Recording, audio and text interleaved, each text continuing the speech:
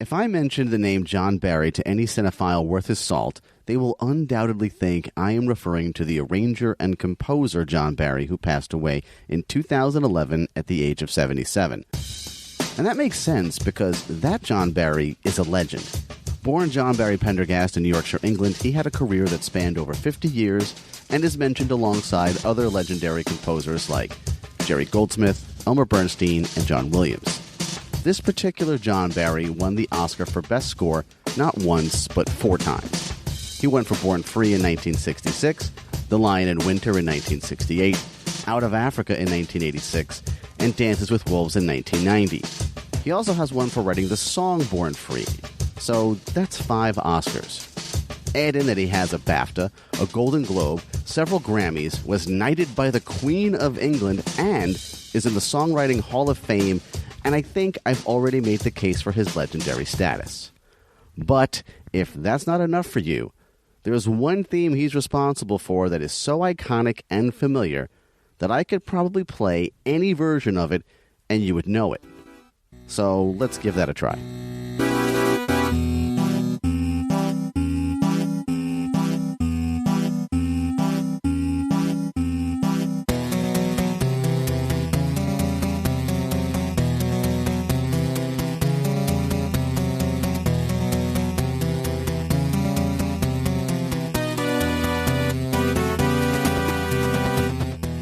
Yes, that's the James Bond theme, in 8-bit.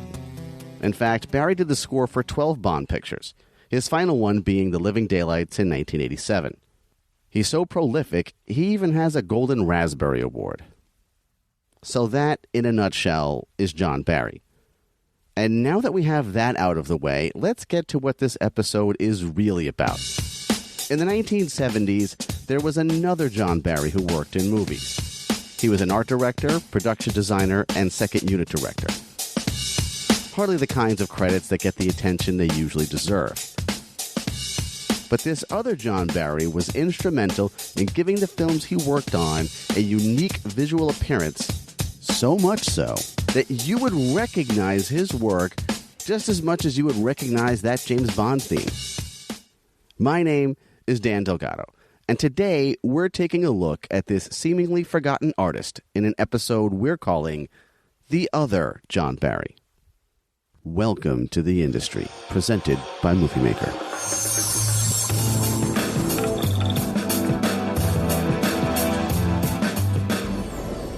It's February 1975, and John Barry is hard at work on the picture Lucky Lady. It's a throwback film.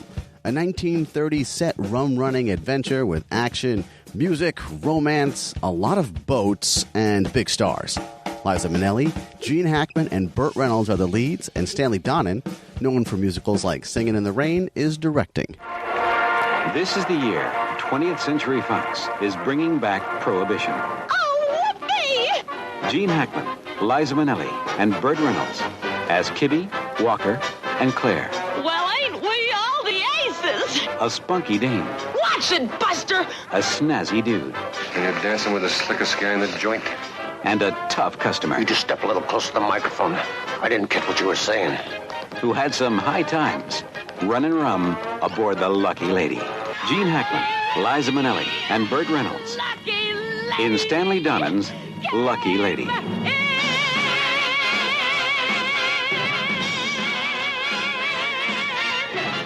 It's intended to be a surefire hit, a Christmas release, fun for everyone, something that will really pack 'em in. It won't, but that was the idea. For Barry, though, it will be a pivotal movie in his career. In his second film with Donen, they had worked previously on the also now forgotten The Little Prince. And Lucky Lady is also the first time he works with Roger Christian. I first met him in Mexico. There was a very small art department, John Barry, Norman Reynolds, and Les Billy, working on Lucky Lady. It was a mammoth film. I mean, huge. They'd become burdened under the pressure of making. I mean, there were 52 organized boats fighting on the ocean. Huge sets. You know, it was 1940s rum-running film.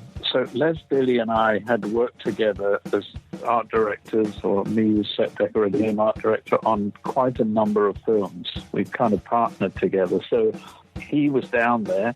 They were getting more and more into trouble. The whole film was. It was a huge, expensive overrun for Fox. I think at the time the most expensive film they'd ever made. I got a call saying, would you be able to go to work for John Barry and Les Dilley? And they're in a place you'll never have heard of called Guaymas in Mexico. And I'd been there, actually. I said, oh, no, I know it. So he said, could you be willing to get on a plane, like, in 2 days? And I said, yeah, sure, because I knew of John Barry's work.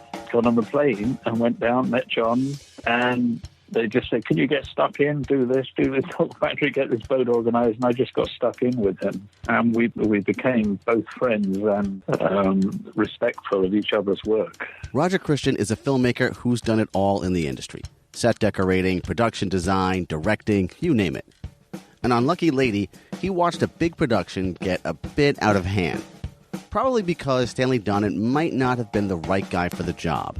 I think he was it's kind of miscast, like as a director on a huge, massive action film. I mean, a lot of it was action, but he was one of the greatest song and dance men directors, and because Lisa Minnelli was a nightclub singer, and because of her, I think he got chosen because that was such an important element in the film, and it had to be got right. And it needed someone like Stanley to deal with Lisa Minnelli, who was a very kind of nervous, jittery, and insecure actress.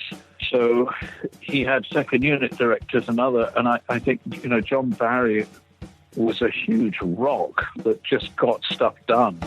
Burt Reynolds later said that while he enjoyed making Lucky Lady, that Donen seemed lost at times, that he was scared of the boats, scared of the explosions, of the gunshots. Just to tell you the size of a second unit, we counted 500 lunchboxes one day. It was massive. We were filming boats, 50 boats fighting on the oceans, all that stuff. And I know the first ADs said the end of the film was a huge firefight battle on the beaches of the boats, and Stanley took one look, and Yvette Mimieux, his wife, arrived, and he said, oh, I'm going, and he disappeared.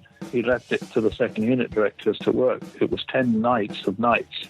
He just didn't want to be dealing with it. And even though Lucky Lady is a disappointment with critics and audiences alike, it sets up John Barry for his next job. Barry had been hired on a new science fiction picture and was putting his team together for it. And that's when he came to see Roger Christian. John had been up to San Francisco and up to San Anselmo to work with George and Ralph McQuarrie on how on earth to do this film with so little money and what the vision was. He called and told us to meet in Los Angeles, and we did. And he said, look, it's yours if you want. George wants to hire us. He wants me as a production designer. Roger, if you'd like to set decorate it, then the job's yours. If you want it, just turned up on August the 1st in London, and that's what we did. The Gary he's referring to is producer Gary Kurtz. George is George Lucas. And that next film is Star Wars. You see, Roger Christian is a Star Wars legend. This is the man who designed the lightsaber, and Han Solo's blaster, and a lot of other things too.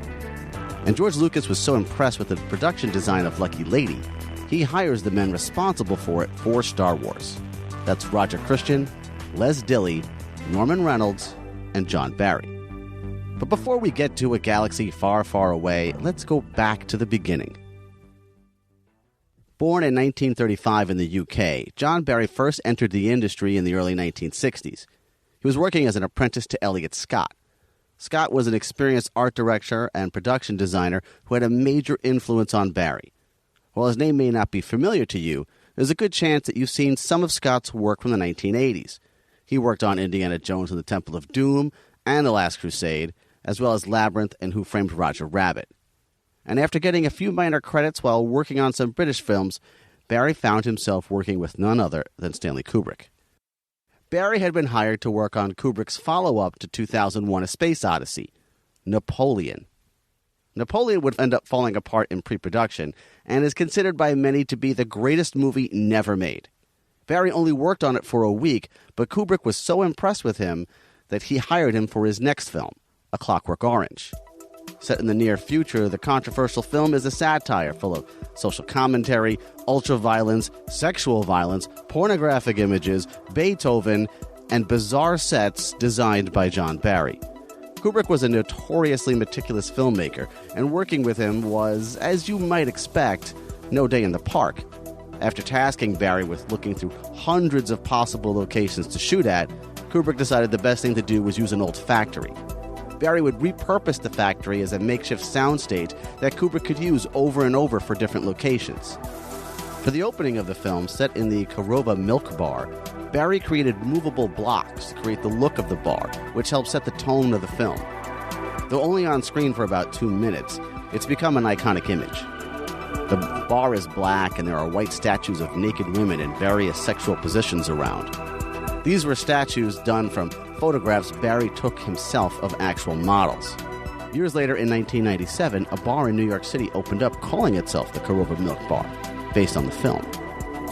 Barry said regarding the look of A Clockwork Orange, "We tried to project the degeneration of modern design to further degeneracy in the near future. It was an effort to design the ill-formed taste of the intellectually depraved people who rely on commercial interest to inform their tastes." A Clockwork Orange was a big hit when released in 1971. Critics loved and hated the film. Vincent Canby of the New York Times referred to it as brilliant and dangerous, which may be the best way to sum up the reaction it caused. Barry would get a BAFTA nomination for his production design. It would be the first of 3 that he would get in his career. Made for about $2.2 million, A Clockwork Orange took in over $25 million in the United States. And it made John Barry someone filmmakers wanted to work with. You'd be hard-pressed to find a movie with a more recognizable design than Star Wars. From the locations, to the look of the sets, to the design of the ships, the entire production is about as well known as it gets. Think about it for a minute. The locations and the sets in Star Wars. Because John Barry has his fingerprints all over them. So first of all, there's Tatooine, the desert planet that Luke Skywalker lives on. That was John Barry. John had designed the Little Prince in Tunisia, and going on George's descriptions and what Ralph McQuarrie had painted, the first 2 illustrations of the landscapes in what became Tatooine, he knew that he could do it in Tunisia, and it was very close to London and incredibly cheap at the time. It had this ancient world that he could convert, so he said, once you get to London, I'll take you there, and that was Tatooine. And there's also the Death Star and the Millennium Falcon. So he immediately said, look, you need a full-size set because you've got actors running in and out of it, and fights and all this stuff going on. So he said, what I'll do is build half of it. And he worked with them how they would do a map painting for the rest. And of course, the famous Cantina Scene. For instance, the Cantina set that Ralph McQuarrie had designed didn't work for the script. It was a beautiful design, but it didn't. You couldn't see the entrance, the bar, the way the action worked, and then the booth. So John redesigned it completely. George never questioned it. He just trusted him so much. And he was right. You know, it's an iconic scene. And it's not as though Star Wars was some easy shoot either. Sure, you might see those behind-the-scenes pictures of some shaggy-looking guys working together and think it was a big, fun enterprise. But you'd be wrong. Director George Lucas had his hands full with his crew. A crew that, for the most part, did not believe in the film they were making. Stood by George's side against a crew who had no clue what they were doing. They were literally working for money. They had no understanding of it. They thought it was a fairy story that no one was ever going to see. The director of photography was abusive and rude to George the entire way through, and he led the crew against him, and it was an act of exhaustion for George. They put him in hospital at the end. They thought he had a heart attack, and it was sheer exhaustion. But of course, I don't even have to tell you how this one ended up. Roger Christian could tell that despite the struggles with the crew, that they were working on something special. George has said it himself. In fact, it just came out now on a comment I see, which we were really honored with. He said, nobody on the crew stood by me or believed in this film except for the art department. And he told me to my face, to Rick McCullum, the producer, when I met them again on Phantom Menace, that there were only 6 people stood by his side, and that was John and I and Les and Norman. And we were against a crew who were against us. But I just knew, honestly, when you see Tunisia, and I love it, those African countries, when you saw this landscape and these droids walking around and the stormtroopers, I knew we had something special. And being on the set, I used to go down when I introduced the actors onto the Millennium Falcon for the first time. They were gobsmacked, literally, seeing the ship and seeing the cantina, seeing the Death Star. It looked incredible, and so were the characters in it. And while you don't need me to tell you that Star Wars was the biggest hit of all time in 1977, you may not know that it also cleaned up at the Oscars that year. No, it didn't win any of the major awards it was up for, like Best Picture, Best Director, or Best Supporting Actor. Alec Guinness was nominated. But it absolutely dominated everything else. Original score, costume design, film editing, sound mixing, visual effects, and Best Production Design. And even George Lucas's wife, Marcia Lucas, took home an Oscar as a part of the editing team. It's notable that George Lucas himself, though, went home empty-handed that night. I asked Roger Christian what it was like. What was it like to win an Oscar? We all had a long, kind of busy lunch, and I could drink then. I couldn't now, I'm allergic to it, but we all had a few glasses of wine, and we thought, we'd just have fun, because we're never going to win this. Science fiction never wins anything, and this is not going to happen. So when the names were called, it's true, I always hear people who ask actors what happened. They say, well, you don't understand, your brain goes dead. And when the production team won the Oscar, it was John Barry who did their acceptance speech. Here's Greer Garson announcing the winners with a very Oscar-worthy pronunciation of the words, Star Wars. And the winner is John Barry, Norman Reynolds, and Leslie Dilley for Star Wars. Set decoration, Roger Christian. What comes out from him, and we'd seen the special effects guys all jumping about and dancing and thanking their dogs, and hundreds of unusual people doing that, and we just said, John, you say something if we go up. Let's do it with dignity. We're very pleased to accept this beautiful award on behalf of all our friends and compatriots who worked so hard to make the sets of Star Wars a success. And there's one man whose name should be engraved on this above everybody else, and whose name should be on every frame of Star Wars, and that's George Lucas. Thank you, George.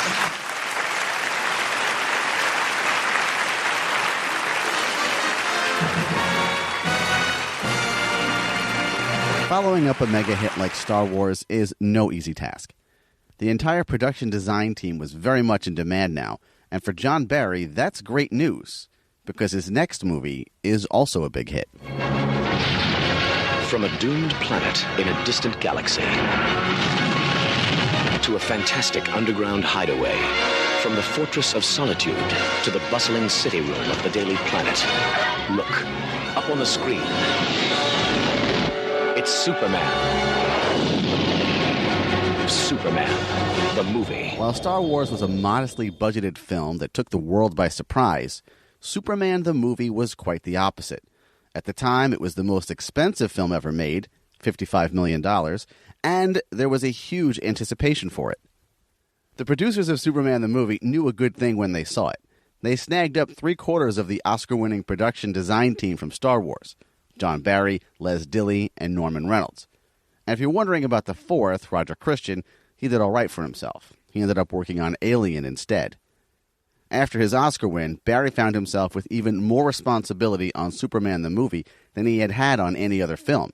Here, not only was he head of production design, but he was also named the second unit director. He even makes an appearance in the Making of Superman documentary. The whole operation took place under the guiding hand of John Barry, the man who designed Star Wars. Well, Star Wars is much grittier sort of story. Whereas Superman has a much more poetic element, doesn't it? I mean, there he is in a red cloak and a blue suit and red boots. So it is already much more of a fantasy. This is the biggest film stage in the world, and over the next 10 weeks, about 100 people are going to turn it into a magical part of the Arctic where Superman's Fortress of Solitude is. Where I'm standing now will be the sea, a lot of pack ice. But soon, all the planning and building must end, and the actors take over. Superman the movie was released on December 15th, 1978, to critical acclaim and box office glory. It would play in theaters for 54 weeks. John Barry's vision of what Superman's home planet of Krypton looks like set the standard for how Krypton would be portrayed, not just for other movies, also for TV shows and even comic books. A good example of this is the DC 6-issue miniseries Man of Steel and the 4-issue miniseries The World of Krypton, both from the mid-1980s. And this brings us to Saturn III. Saturn III, a technologically perfect world where mistakes are impossible because the impossible is unthinkable. This year, the inhabitants of Saturn III are about to experience the unthinkable. Something is wrong on Saturn III. Rated R. Check local newspapers for a theater near you. Saturn III, released in 1980, is a sci-fi thriller starring Farrah Fawcett, Kirk Douglas, Harvey Keitel, and an 8-foot robot named Hector. The story is, Farrah and Kirk live and work alone on a space station named Saturn III, and have sort of an Adam and Eve type existence, growing crops and taking showers together. And everything is just grand. That is, until Harvey and Hector show up and throw everything into conflict and chaos. And the story for Saturn III is by John Barry. While working on Lucky Lady in 1975, John Barry would spend his nights working on a story, then called The Helper, but later changed to Saturn III. Barry got his Lucky Lady director Stanley Donen interested in his story. Stanley Donen's initial interest in Saturn III was to help out a friend. I think he saw great promise in Barry as a director and really wanted to help him out, and so that's how it started. But it began as a very low-budget movie at the time. And as, people like Kirk Douglas and Farrah Fawcett became involved, the budget just became higher and higher and higher. And so there was more at stake. This is Greg Moss. I'm Greg Moss. I'm the curator of the website Something Is Wrong with Saturn III. Greg runs a website dedicated to the production of Saturn III. If you need to know something about this film, he's the guy to ask. In 2012... I set up like a personal blog to talk about filmmaking. And at that time, I was thinking about writing a piece on Saturn III, the making of the film. Originally, I planned to write just a short 12,000-word piece on the making of the film. And it ended up blowing out to about 8,500 words, far too long for my blog. So I decided to actually set up a dedicated blog to put the article on and hopefully draw interest from fans around the world. In fact, Greg is so associated with Saturn III that when the movie was released on Blu-ray by Shout Factory in 2013, Greg was asked to do a commentary on it. And if you'll allow me to sidebar here for a minute, I will share with you the best fact about Greg's Saturn III relationship. When that Blu-ray was being put together by Shout Factory, they got in contact with Greg. They needed his help with something else. And then they told me that they'd come across a missing scene, which I actually saw back in 1980. In the Australian release of the film, we actually had an extra minute that people in the UK and the US didn't see, and it's the famous scene where Farrah's in her kind of Barbarella outfit. We actually saw that in Australia. When Screen Factory told me that they'd found a copy of this scene. But there was a problem.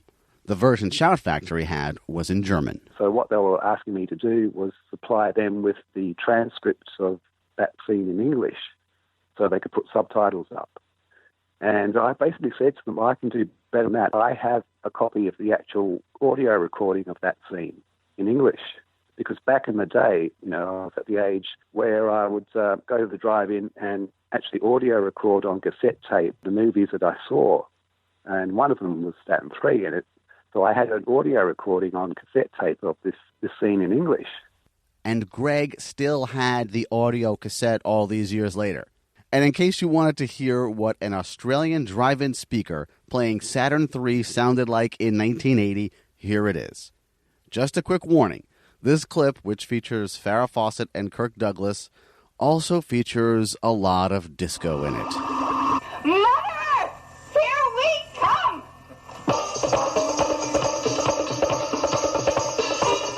I'm sure I'll hate it. Then we'll hate it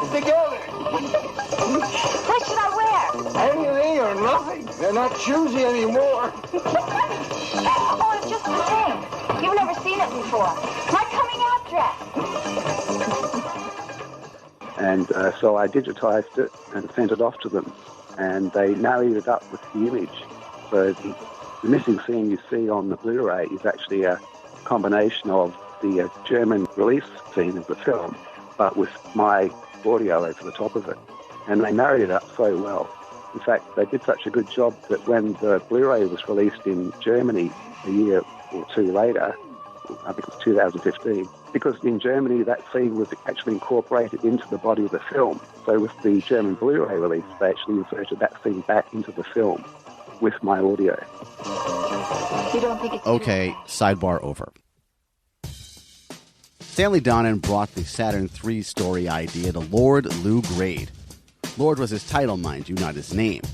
Grade was a television producer for most of his career dating back to the mid-1950s, but made the jump into producing features in the mid-1970s. At the time he got involved with Saturn III, he was in the middle of a big slate of films he was making for ITC.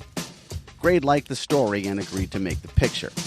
Stanley Donen would produce it, novelist Martin Amis would write the screenplay, and John Barry would step into the director's chair for the first time.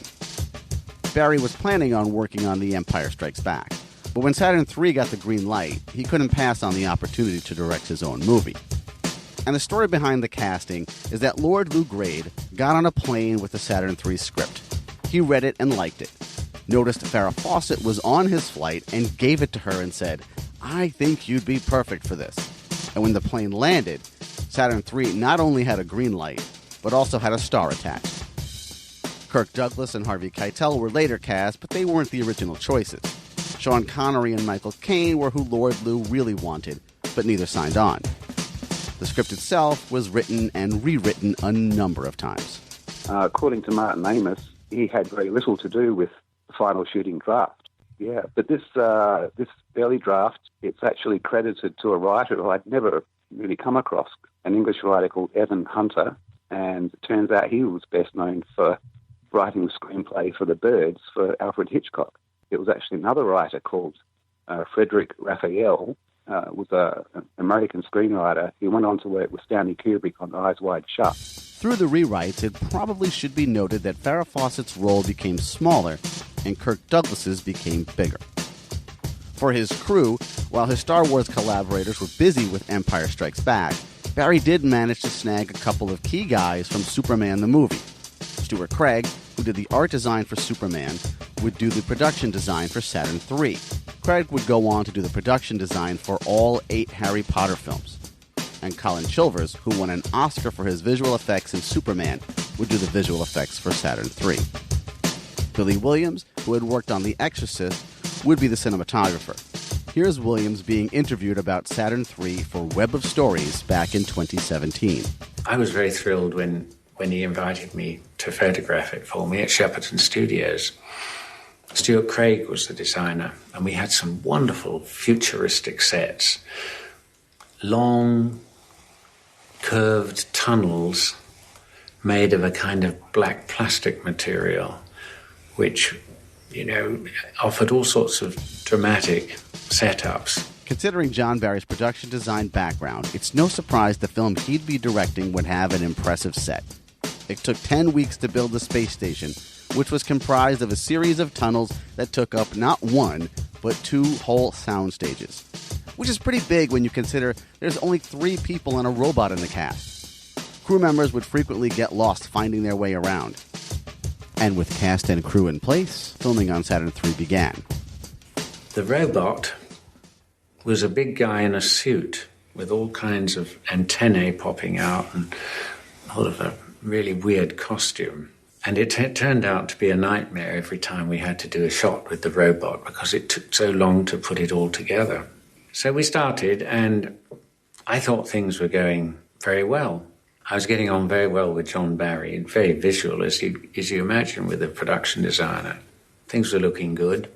And we'd been shooting for 2 weeks, and Monday morning we were called on to the set to be told that the director had been replaced and that the producer was now going to direct the picture. And the producer was Stanley Donen. It's true. All of 2 weeks into filming, John Barry was fired from the movie he originated, the movie he was to make his directorial debut on. And now, Stanley Donen, the man who was out of place on Lucky Lady 5 years earlier, was stepping into the director's chair of a movie he was really out of place in. I want to be clear here. Stanley Donen is not the bad guy, and he definitely did not want to be directing Saturn III. He didn't want to do it. It wasn't his bag, Sci-fi, he had no interest in science fiction at all.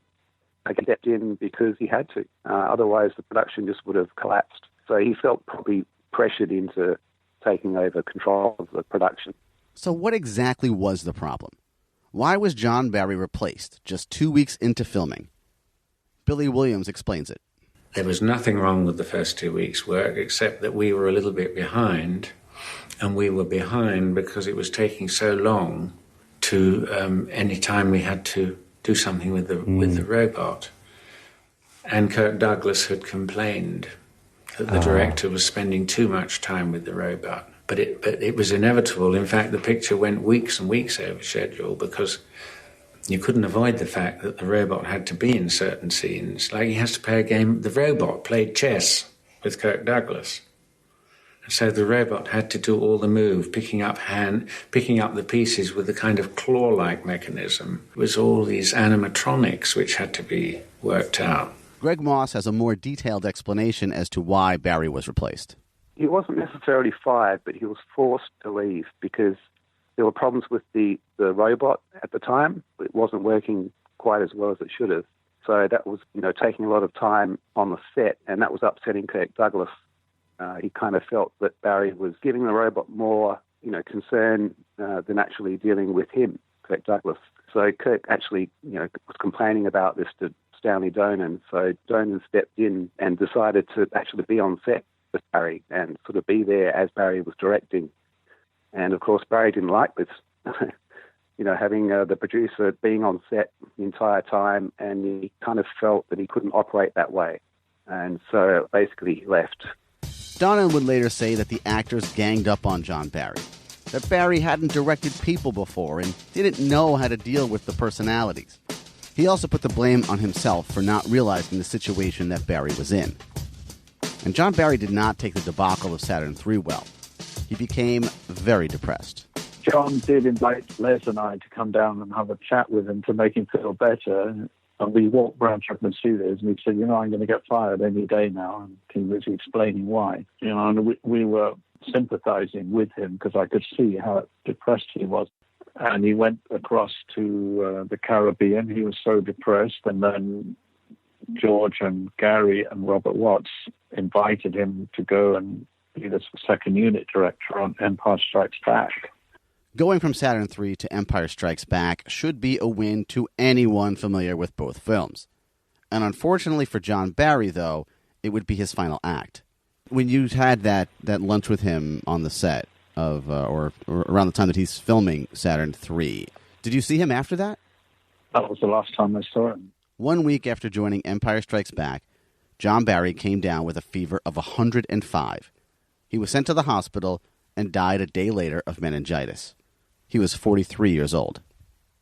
He went into work feeling terrible, telling Robert Watts early in the morning, he said, I've got the flu. And Robert has a very strong instinct and he's quite spiritual man. And he said, no, John, I think there's something wrong. I'm going to send you to hospital. And John kind of argued a bit, but he said, no, you're going in. And that was it, meningitis. It just ate through his body. Saturn III was finished by Stanley Donen and released into theaters on February 15th, 1980. It was a disaster.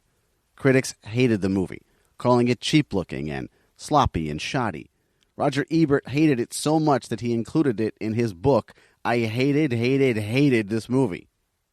If you watch Saturn III, you'll immediately notice something off with Harvey Keitel. It's his voice. He's been dubbed by another actor, Roy Dotrice. Now, there's two explanations out there about why this happened. That's kind of up in the air. Right? There were various different theories. Even Roy Dotrice isn't entirely sure why he was brought in. I mean, there are various ideas. One of the ideas is that Lou Grade didn't particularly like Harvey Keitel's Brooklyn accent and wanted something a bit more mid-Atlantic, which is odd because, of course, Farrah and Kirk are both American, and so what difference would it make? So there's that. Also, the other idea is that Harvey Keitel had such a bad experience making the film that he didn't want to come back and do any looping. I'm much more likely to believe theory number 2 on that one. Even Billy Williams, Saturn III's cinematographer, didn't think too much of the final product. There was a huge investment in this picture by Lou Grade, who also financed Voyage of the Damned. And, a big-name cast, but in the end it didn't really hold together. And although we spent a lot of time making the film, they then had to put the special effects on. They went to Hollywood to do the special effects. And when you look at them now, they just don't hold up. John Barry's death shut down production on Empire Strikes Back so the crew could attend his funeral. But Barry's funeral also shut down another film. Stanley Kubrick halted filming on The Shining so he could attend as well. And despite his work that most movie fans would instantly recognize, John Barry remains unknown to them. Barry is one of the main reasons Greg Moss has devoted so much of his time to Saturn III. After I put the site together, pretty much straight away fans started contacting me from all over the world, and emails and comments and, dozens and dozens of people. And the interesting thing I found was that most of the people who were fans of the movie had a very similar experience to myself in that they were around about the same age when they saw it, and why it had such an impact on them. But it's been great interacting with these fans, that was part of the reason why I wanted to set up the site in the first place. But really the reason why I wanted to set up the site was to set the story straight to do with Barry's firing. Because at the time there was a lot of misinformation going around, all kind of rumors and innuendo, basically saying he was incompetent. And so I really wanted to set the story straight and basically try and give him some dignity back because he had such a great career and, of course he died soon after leaving Saturn III, so I wanted to leave some kind of legacy for Barry. And Roger Christian is working on a documentary that will highlight John Barry and some of the lesser-known people who made Star Wars what it is today. I asked Roger to explain to me who John Barry was and what he meant to movies like Star Wars. John was incredible. He was very, very smart, very intelligent, and very supportive to directors. And it was, you get it done, whatever it takes. And in fact, he always had that kind of law. If you didn't have a notebook with you, a small back notebook to take notes, either what he said or the director said, you'd get fired. That was a law. That was the one thing, because, and it wasn't for being an officious general, it was because we get a massive information thrown at us while you're working, and it's easy to forget when you're dealing with 20, 30 things, 40 a day. So you just made notes. I always did that, still do, and I still tell my art directors to do it. And he was just masterful at understanding what a director wanted and getting it done. I was working on Phantom Menace doing second unit directing with George. I was walking across one of the stages at Leeson Studios between sets with George, and he stopped. And he looked at me and he said, "I really miss John Barry." And that's because he was a massive support to George. Thank you for listening to this episode of The Industry, presented by Movie Maker. Visit moviemaker.com for more great podcasts, articles, and information about movies. There's also a great newsletter you can sign up for. It's good. No, seriously. Thanks to my guests, Roger Christian and Greg Moss, and to Web of Stories for permission to use their interview with Billy Williams. Web of Stories is a great site to find interviews with people from all walks of life. Check it out. You can visit Greg Moss's Saturn III website at saturn3makingof.com. If you want to get in touch, you certainly can. On Twitter, it's at TheIndustry13. Facebook, it's TheIndustryPod. Or if you want, you could send me an email, dan@moviemaker.com. You can rate and review the show on Apple Podcasts, which is really just a nice thing to do. It helps the show gain some visibility. And there's over 1 million podcasts out there now, so we could use the help. Again, thanks for listening, and we'll be back again soon with another lesser-known story of the things that went on in the industry.